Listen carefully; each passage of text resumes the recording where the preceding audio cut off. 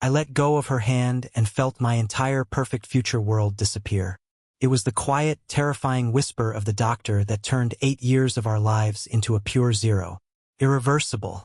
When Dr. Harlan uttered that word, our future home, the one that was supposed to be filled with children's laughter and the pitter-patter of tiny feet in suburban Seattle, turned into an empty, unwanted blueprint.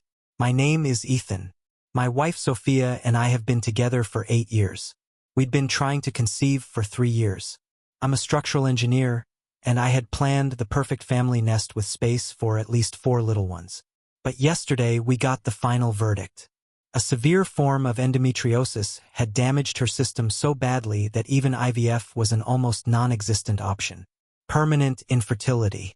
In the office, Sophia broke down. I'd never seen her like that. She was gasping for air, her body shaking, and repeating like a mantra, "I'm sorry, Ethan. I'm so sorry. I ruined everything." The pain pierced me. How could she apologize for something she couldn't control? The drive back to our Capitol Hill apartment was a deathly silence broken only by her sobbing. Here's the rub.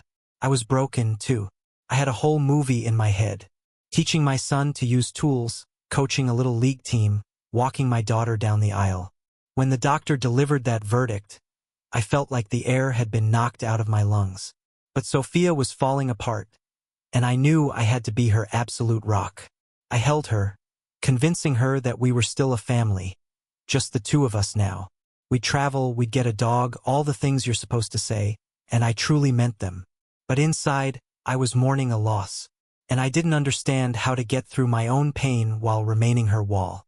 She barely ate, apologized constantly, and offered for me to leave her and find someone who can give me children. Insanity. I married her, not her reproductive function. But I could see in her eyes that she genuinely believed she had failed me. I took the day off work, made soup, tried to be present, but she kept asking if I was okay. And honestly, no. I was devastated and angry, but I felt guilty for those emotions. I wasn't allowed to grieve. Our families didn't know yet. Her mom, Margaret, would take it hard. My sister, Lily, kept texting. I didn't know what to tell her. I'm just looking for advice on how to play the role of the pillar while going through my own grief. I was obligated to be strong, but I was barely holding on. I held her like fragile glass, masking my own pain, but I didn't know that behind those tears was a state of siege she was about to declare. I had no idea that the evidence she would begin to look for, she would actually start to manufacture. This was only the beginning. Grief had its shelf life. After a week, it morphed into something else, corrosive and exhausting. Sophia stopped crying, but a toxic doubt settled in her eyes. Now, she wasn't mourning the children. She was obsessively monitoring me, trying to find the answer to one single question. Would I leave her? Initially, it was understandable, though frequent questions. Are you really not upset? I gave the same answer. I love you. I'm not going anywhere. But that answer was never enough. It was like feeding a fire. Now, it happened several times a day. She'd wake me up in the middle of the night asking if I ever pictured having kids with someone else. When I left for work, she demanded an exact return time. 10 minutes late and a call.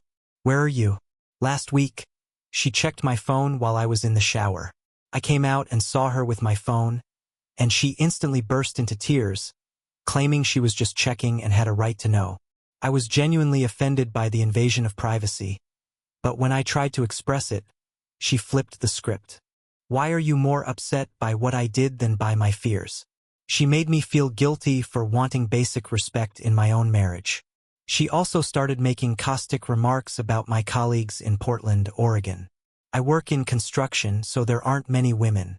Mia, the project manager, and Jessica from the office. Now, Sophia would suspiciously ask, "Did Mia ask you to stay late again? Or why is Jessica texting you so much?" The breaking point came yesterday. I mentioned a possible business trip to a San Diego site for a few days. It's routine. Sophia exploded. San Diego. For how long? She threw her fork down. I knew it. You're looking for an excuse to run away. I bet you can't wait to go to some hotel bar and pick up random women. I looked at her, disbelieving my own ears. Sophia, what nonsense is that? It's work. But her mind was made up. She was looking at me as if I had already betrayed her. You must be thinking about your next wife already, aren't you? The younger one who will give you all those children you wanted. That really stung because yes, I'm disappointed we can't have kids. But not in her.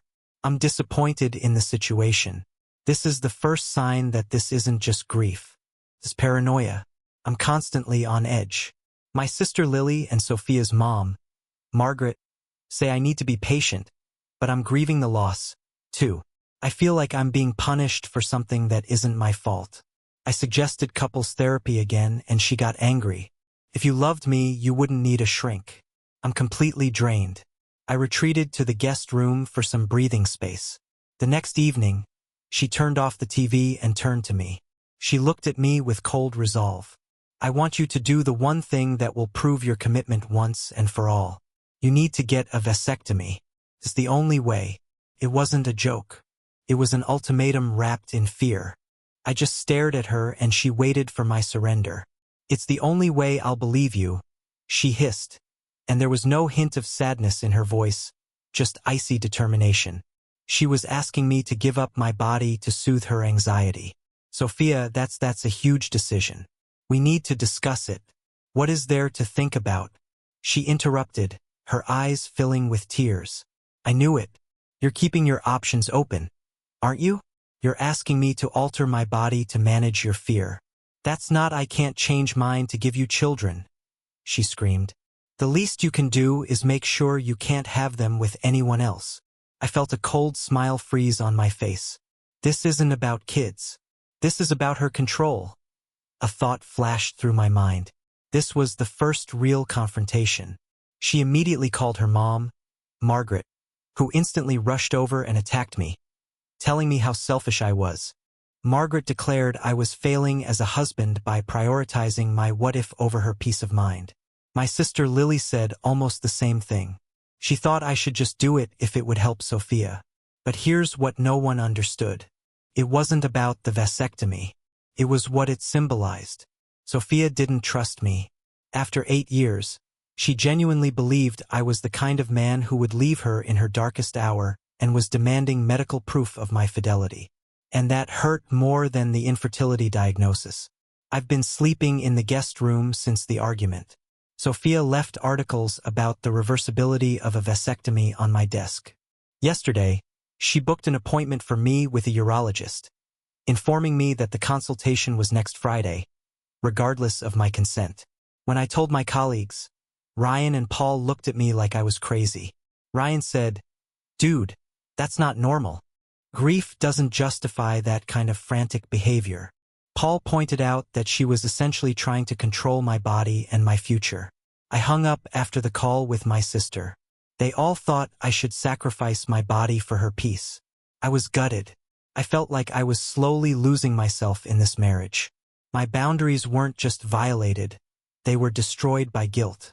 I love the woman she was, but that person might be gone. I felt like a target in my own home. What part of myself would I have to lose next to prove my loyalty? Couldn't allow it.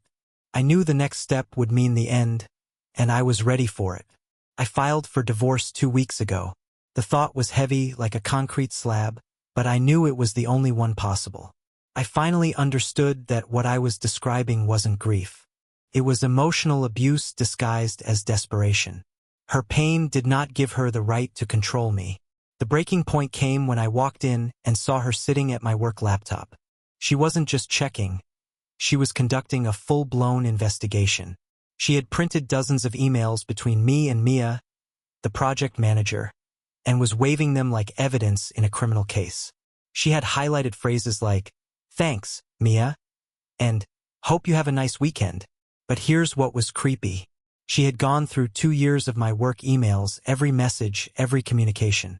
She had screenshots, printouts organized in folders, even a handwritten timeline of my interactions.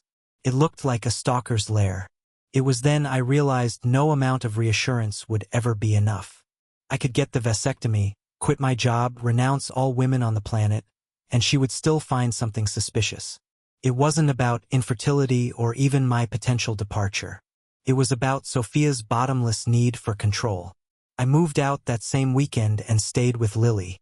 Lily surprised me by saying Sophia had been calling her several times a day, asking her to spy on me. Furthermore, Sophia had contacted my colleagues' wives on Facebook to ask if their husbands had mentioned my strange behavior. She had created a web of surveillance around me. I went back to the house 3 days later to talk. I'm filing for divorce, I said. This isn't about the vasectomy, Sophia.